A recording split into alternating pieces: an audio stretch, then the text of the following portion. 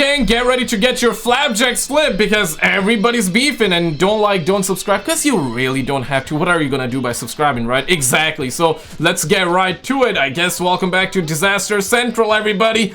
Governor SKizzle here, asking these damn questions as always, but still not getting any answers. Let's actually get to it, so check this, roll it. Rise across the Middle East with a growing U.S. military presence near Iran. The Abraham Lincoln Carrier Strike Group is now in CENTCOM waters in the Arabian Sea. The U.S. also continues to move aircraft and refueling planes to the region in places like Jordan and Oman. Damn, man, just a day after the Epstein Files Season 2 Episode 2 releases, bro, what the hell? I mean, we knew, like, something like that gonna happen, but this quick, yeah, you gotta be flipping my pancakes. President Trump was asked about the possibility of military action. Yeah, Where your thinking is right now with Iran, if you have made a final decision on what you want to do? I mean, I certainly can't tell you that, but we do have very big, powerful ships heading in that direction, as you know. Damn, man, Uncle Donnie looking like the final boss right now. He looking like he better drop a vitamin N, though. Can't tell you. Okay. But I hope they negotiate something that's acceptable. Yeah, I hope so. I hope so. Amid the buildup, Iranian military leadership is continuing to threaten President Trump and the United States, while Iran's supreme leader says that if... I mean, let's be real, right? Like, regardless whether they are the bad guys or America's the good guy or America's the bad guy, they're the good guys. Yeah, regardless of all bad guys, good guys, let's be real, right? If America is gonna be fingering them, they will finger back, though. Big pause on that one. I mean, let's be real. So for them, America is the bad guy. For America, they are the bad guys. And yeah, so it's simple as that. Both of these boys beefing, and honestly, bro, like, I'm just gonna propose a massive deal here. I think this can solve our issues quite literally. Matter of fact, just do like a boxing match, okay? Like, if any leader got a problem, just settle that beef in a boxing ring. Just show like how macho you are, show like how the amount of testosterone you got. Just like do like a big on gloves or no gloves, I guess you decide in the comments, but just do like a big boxing match, and whoever wins, yeah, they're the leader of the country. Yeah, do some shit like that. I don't know, war man. erupts, it will be a regional war. When you hear them talking about wars, Or whoever wins, cut the taxes in half. That would be a deal, bro. Honest to God, bro, that would be a deal. saying things like, we'll come with this plane or that plane, do this or that. It's nothing new. The Americans have threatened us repeatedly in the past, saying all options are on the table, which includes the option of war. Iranian officials and President Trump have indicated that diplomatic talks are ongoing to avoid a direct military conflict, but some analysts say the time for diplomacy has passed. Yeah, U.S. ally is bracing for the possibility of war. I mean, bro, those motherfuckers love war all the time, bro. So that they're probably happy. Let's be real, right? They, yeah, Uncle Netanyahu, but I make a whole lot of billions. Keeping air defense systems across the country on high alert. Shifting now to Ukraine, where Russian bombardment continues. Damn. The Russians stopped bombing Ukraine's power grid for 1 week at the request of the Americans. Later this month will mark 4 years of war between the two countries. Yeah, that's a longest time, bro. That gotta also stop. But couldn't you guys ask for like at least 1 millennia pause? Like 1 week? What is? Yeah, that's nothing. Like make a deal of 1 millennia. We haven't had heating for almost 3 weeks now. Sometimes we hear that they're starting the system, meaning they drain the water and then start it up, but the radiators don't even get warm.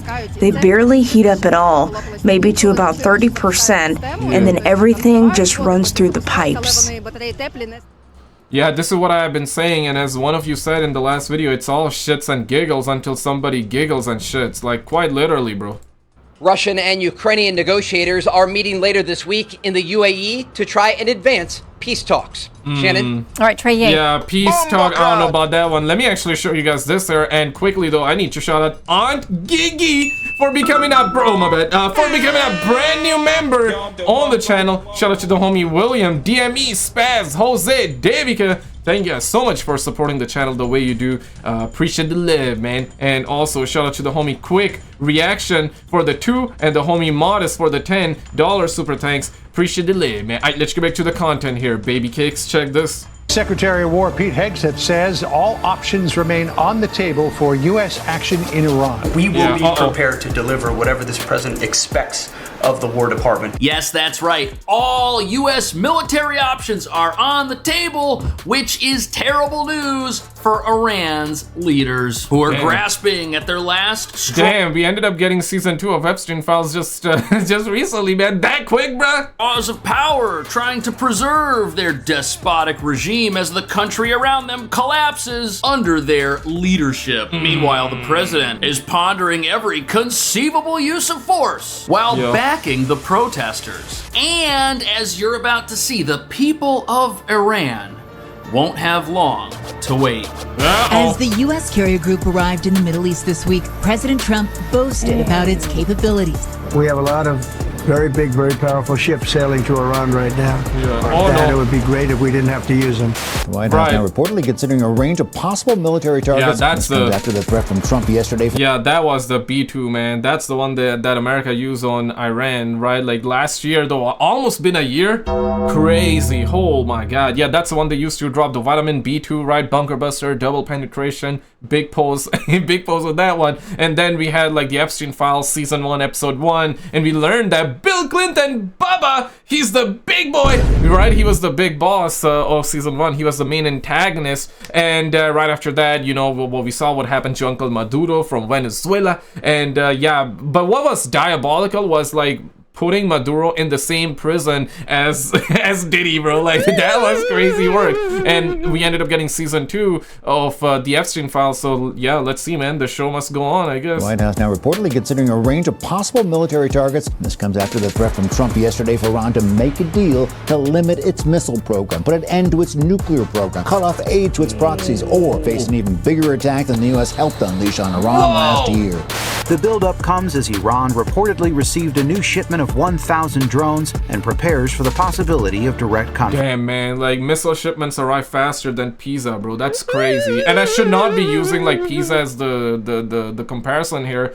I mean it genuinely, like the pizza, the one that you eat, but obviously pizza has been the code word in the Epstein Files for some nefarious, some nasty things. So yeah, man, it's crazy times to be alive, guys. Confrontation. But some Iranians tracking the buildup of U.S. military forces tell us they want him to use them, and fast. If I am Mr. Donald Trump, I don't give even one more day to Islamic Republic to recover. Iran has never been weaker than they are right now in their entire history, politically, economically, and militarily. And we have an opportunity here to really set some conditions for the eventual regime collapse. And that's why the military options on the table. Damn, the swerve. Yeah, the swerve that you saw, crazy. Let's actually get down to this one. So Uncle Donnie making an appearance. Roll it. How everybody? How you doing, Mr. President? I'm very good. We had a good time at the United States President Donald Trump stuns an elite gathering with a tongue-in-cheek expansion plan that sends shockwaves through foreign capitals and political circles. It's insane. Shout out to Times of India. But it's insane that they actually use AI for their reporting, or AI voice for their reporting. That's wild. That's I thought that was funny. But Trump has joked about adding Canada, Greenland, and even Venezuela as future U.S. states. Remarks that, oh my God, that ain't no jokers, bro. What the hell? Observers say blur the line between humor and headline-making foreign policy. The comments came at an exclusive Washington dinner, reigniting debate over American ambition, Arctic strategy, and regional tensions. I don't know anything about that, but I'll tell you what, China is welcome to come in. It would make a great deal in oil. Trump made the remarks on. Yeah, it is all about the damn oil, man. By the way, if you're a mom watching this and you use canola oil, vegetable oil, sunflower oil, and all those kind of oils, even olive oil, hide it all. And if you know your mom used all those oil to make delicious food, let your mama know to hide the oil, man. They love the oil way too much, man. Because if they find out that your mama got that oil, they will come, man. They will come in, barging on the door and be like, America needs you, America needs you. And yeah, guys, if things go south, we might be looking like this, bro. I wonder, like, what's the age of like draft though? I believe it's like late teens to like early 20s. I'm pushing 30, so I guess I'm way past that. Also, I'm not married yet, so I guess that's my excuse though. So I hope I don't get drafted. I hope none of us get drafted, bro. I hope it don't get that bad. Saturday night at the annual Alfalfa Club dinner, a closed-door event for Washington's political and corporate elite. It was his first address to the club, attended by figures including J.P. Morgan Chase CEO Jamie Dimon and Federal Reserve Chair Jerome Powell. Yeah, According to eyewitnesses, some jokes elicited laughter, while other lines fell flat or were met with awkward silence. Trump opened with a quip. Yeah, okay, man. So this is the one, man. Thank God, bro. Thank God I'm pushing 30. I'm 29. So I think I guess it's fine, man. But in the USA, almost all men age 18 to 25. No women, bro. Come on, man. That's misogyny, bro. Yeah, equal rights, bro. What happened to that? Almost all men, and all women too, bro. It should be like that. But almost all men age 18 to 25 must register with the Selective Service System for a potentially... Yeah, man. If you're in that age bracket, man, I feel for you. America needs you, though. America needs you, man. We need you. We need you. Okay, jokes aside, though. Let's continue. Quip about hating some people in the room and with awkward silence. Trump opened with a quip about hating some people in the room and liking most of them, setting a confrontational tone. He teased he might cut his speech short to watch the invasion of Greenland before quickly insisting it was a joke. "We're not going to invade Greenland," he said. "We're going to buy it," reviving a long-running fascination with the Arctic island. Trump then outlined his fanciful vision of expansion, saying he never intended to make Greenland the 51st state, but would like Canada to take that title. He added that Greenland could be the 52nd state and Venezuela the 53rd, a remark that stunned many observers given geopolitical realities. Trump's playful but provocative lines harken back to earlier comments he has made about Greenland's strategic value and natural resources. India is coming in, and they're going to be buying Venezuelan oil as opposed to buying it from Iran. So we've already made that deal, the concept of the deal. But China's welcome to come in and buy oil. I think the reason the voice sounds like that, either Uncle Donnie caught the super flu though, or it's because of the noise cancellation, right? So they're using the noise cancellation filter, making the voice sound bad. Are you talking about on Greenland? She's one Greenland gal. We have started a negotiation, and I think it's pretty well agreed to. I mean, they want us to do it. I think it's going to be a good deal for everyone. A very important deal, actually. The autonomous Danish territory has repeatedly rejected any notion of sale or American takeover, with officials saying Greenland is not for sale and belongs to Denmark. But truth be told though, right? If Uncle Donnie's approach was like a lot more like calm, friendly, approachable, I think things would have actually happened between Canada too. I think, yeah, so could you imagine? I mean, it would have been beautiful, bro. Like America, Canada, Denmark, or I should say Greenland would have been beautiful, man. Like one country, man, it would be just easy, better economy, better this, better that. You feel what I'm saying? Like if the approach, it all comes down to the approach, man. But obviously, man, the emotions are way too high, and understandably, politics is just way too high right now, and especially what's happening, the Epstein files coming out, Uncle Donnie names being mentioned in it, whether it's allegations or not. They're saying it's just allegations. It's not provable yet, or it's not, or Uncle Donnie didn't do what it says in the files. Some people believe that, others not so much, and they're saying that it's just a tip that the FBI got. Some are saying that no, it's for real, for real. So when you got that kind of stuff too, plus the Epstein files coming out, and 3 million files, 3 million pages, and not a single boss is behind bars. We all know what happened. Yeah, Bill Gates was catching STDs left and right, bro. Like that, we heard that. Elon Musk mentioned in the files too, but Elon said that, yep, it's not what you guys think it is. So we had Elon responding, but what about Bill Clinton, right? Bubba, big boy Bubba. So yeah, we got so many politicians listed, but nothing is being done. So I guess we all knew the system is corrupt, but to this degree, crazy. So yeah, man, I think it's probably never gonna happen, to be honest, though. I think to make it happen, I guess the only way would be military action, and Uncle Donnie said that he don't want to do that, but if he does that, in the future, markets would collapse, bro, for that limited time. Facing a geopolitical crisis, and if we are forced to choose between the United States and Denmark, right here and now, we choose Denmark, we choose NATO, we choose the Kingdom of Denmark, we choose the European Union. But there's one crucial thing that everyone must understand. Greenland will not allow itself to be owned by the United States. Greenland does not wish to be governed by the United States. Greenland does not want to be a part of the United States. Whoa! We are choosing the Greenland that we are familiar with today, and which forms an integral part of the Kingdom of Denmark. I think it's very, very important. Right now we are talking about a situation about the world order. Yeah, they don't like Uncle Donnie, man. Respect for national territorial integrity. Okay, so that is all. Okay, let's move the hell out. Let's see what the hell is going on. Check this. So we got our own issues happening in Canada as well with Alberta. Check this. Roll it. A threat to Canadian unity appears to be growing in Alberta. A separatist group confirms that it met with U.S. officials over the past year, but won't say who was part of that meeting. Yo, I wonder, right, like if Alberta actually separates from Canada and becomes part of the state, like what about the rest of the Canada? Is it then gonna happen? I mean, listen, if you guys have been around the channel, I mean, I said it, like, bro, if you forget emotions, you forget politics, America, Canada, it doesn't matter if Uncle Donnie's the president or not. Of course, he's the president, and to a lot of people that matters, and you know, to a lot of people love him, a lot of people hate him, so you know that. But if you forget all the politics and you think logically, Canada and America, bro, could be amazing though, could be beautiful, but I know it's not gonna happen though. So especially with the current day climate, maybe like 100 years ago when everything was fine, or not even 100, but 20 years ago, right, I think a lot of people would be in favor though. But now I don't think so, because yeah, everybody that I speak with, at least here, it's a different situation everywhere, but here, yeah, nobody want to be part of the United States of America, at least here in Canada, right? So yeah, but honestly, bro, 20 years ago, if this was a discussion, I think it would have happened, and I think people would have been down bad for it. People in our meetings are going, you know, direct. Stephen Miller? I'm not going to say. I mean, Why not? We're not, because we're not. We have an agreement with the people that we're meeting with.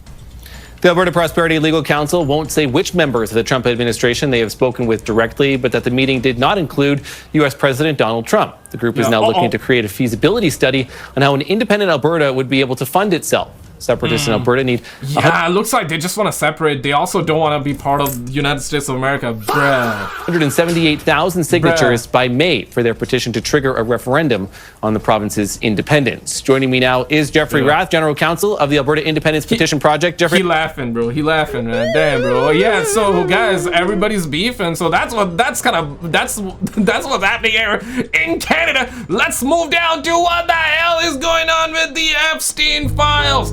Where is Officer Dogsad? Why is nobody thrown behind bars? Where is the policia? Mama, call the policia. Okay, mama dialing the policia, but policia saying we cannot do anything. I mean, oh my God, bro, check this one. Outrage growing as new details emerge from the millions of newly released Justice Department records on convicted sex offender Jeffrey Epstein.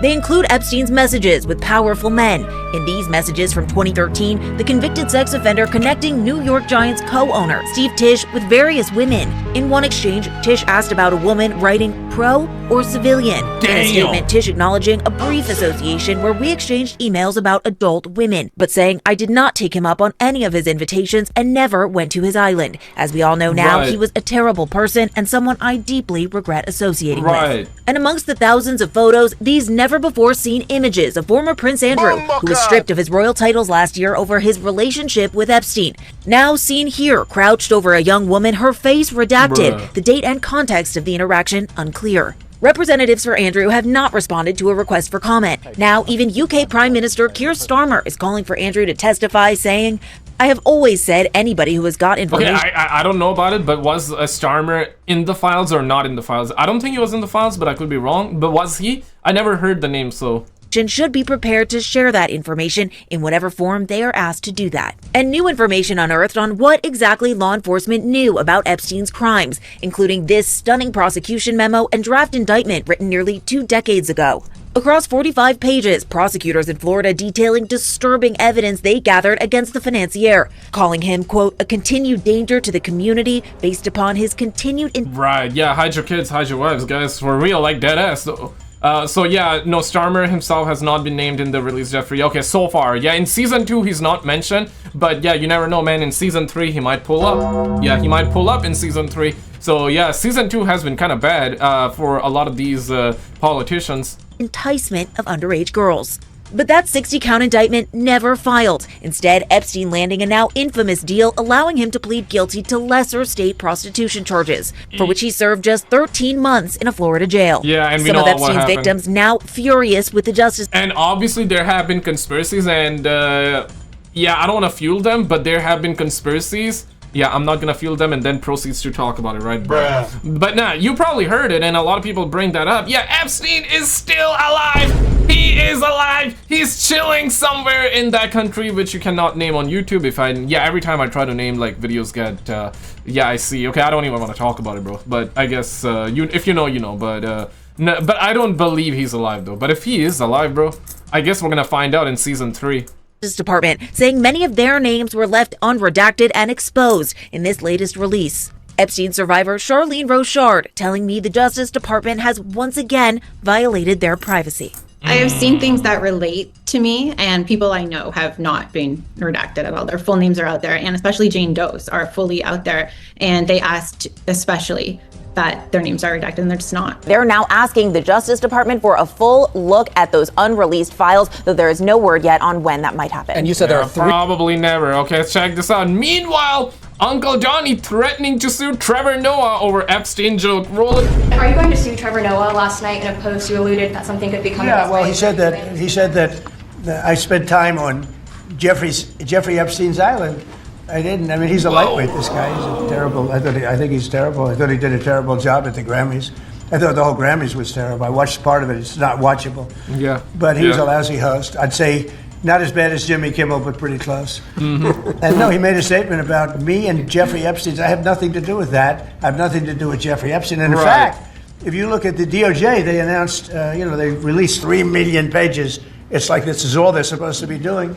And frankly, the DOJ, I think, should just say, we have other things to do, because that whole thing has turned out, I mean, other than Bill Clinton and, Bill Gates and lots of people that there are a lot of questions about it, but nothing on me. But did you see this video? If not, check out this video on the screen, the stuff that is coming out about them aliens and UFOs, plus there's a clip of a UFO flying on top of Area 51. Check out this video on the screen and I'll see you right there.